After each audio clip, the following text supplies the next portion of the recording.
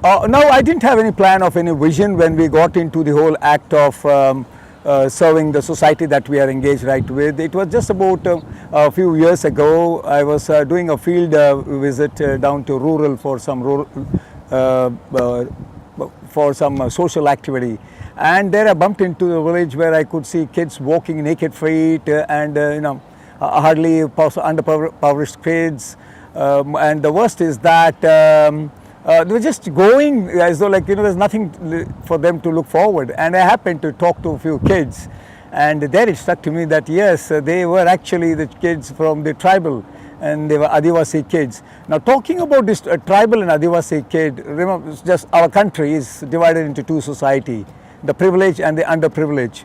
Now, when we talk about the underprivileged, they're right in front of me, gaping eyes. I could see that what is that underprivileged is all about. It got me into a little more thinking and a little more concerned, so that we as human beings, we are privileged to do a certain thing at a certain time, we enjoy certain thing, and why is this division to that extent? Having said that, I got this subject into my trusted boardroom, and then we started discussing. So being a chairman, I had that little prerogative extra to take a decision, which is, can we do something for them? And that's what set the ball rolling. And they said that, well, boss, you go ahead, you do whatever you want. And that is always the case, possibly with our lovely, wonderful team of trustees. And I got talking to a few friends. I told, look, let's do something different. And talking about this something different, my friend said, look, there's a village that I know about it. Go and see what you can do. And he was also a trustee of mine. So that's it. I stepped in there, and the first day itself when I got in, I thought that this is where possibly we are going to set our vision of towards being equal. And this towards being equal is all about, can we amalgamate society to a little more, a closer unit, which possibly some deep down, generation together, this division that is split. Not that I'm there to set the whole tone changing overnight. No, I know that was a mission, possibly a little lesser impossible, but at least in some way we could start.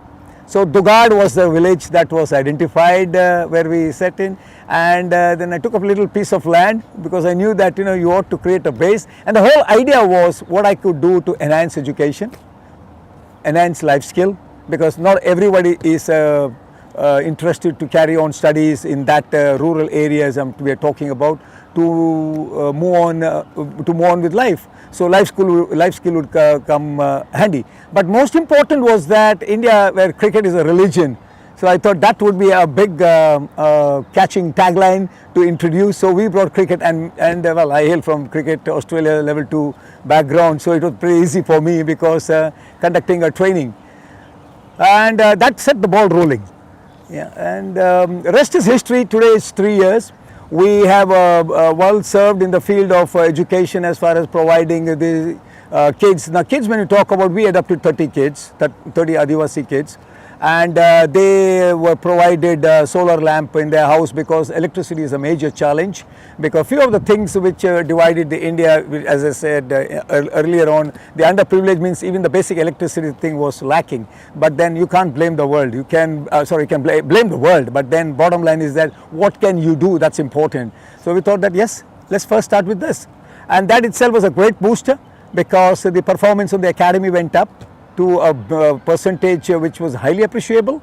And the best thing is that the families, they started appreciating. But normally in a socio-economic background and in a scenario where people are very suspicious of things, they're not too sure because exploitations, political agenda, etc., etc. So it would take time to get into the comfort zone. We were lucky enough, possibly they saw the sincere effort, they saw the definite focus to do something different, which may be ending up in empowerment. That's actually our vision, empowerment. Now, having said that, there was another problem that these kids were facing, is that some of them were traveling as much as about 8 to 10 kilometers away from the house to go to school. Now, of course, in between is where our project is, where they have to come and train. That was actually literally becoming a kind of a stumbling block to us. So we actually went around and said, okay, the best solution is that get them cycles. So we distributed 30 cycles to them, and well, joy, awesome. They all felt, because we knew that we have cut that precious 1 hour of the day which they would put up for traveling into constructive and productivity area, that is come down to the ground after school, train and also sit down, do a bit of a tuition, because we got a tuition teacher to take care of some of their weak subjects, and these kids, they always suffered like any other people, but then their suffering was nobody would help them out because of the background they come from. The family members were not educated, and then not that the other member of the society were keen to help them out, saying that come around, help us out. No, nothing of that was happening. So we thought, no, we need to solve all our problem. In that specific area, it's you do, it's a solution. If you think of a problem, you're stuck. So the beauty of the whole thing is that besides getting good support from the community around, from our own trustees, there has been one school called SVKM. They also came in and joined hand, because towards been equally, where the city boys from that school would come here, enjoy a few days with these kids. These kids were invited in that school. So slowly things were moving. And more important was that the whole community of the whole village was coming around, the Advasi clans, to say that, oh yes, there's something happening to our kids' life. And those kids were awesome. They're so naturally talented. They don't have the word called fear. And sometimes, they took me by surprise with so many of the activities, so many of the things that they did. And I only thought that, why is it like that, that we separated them?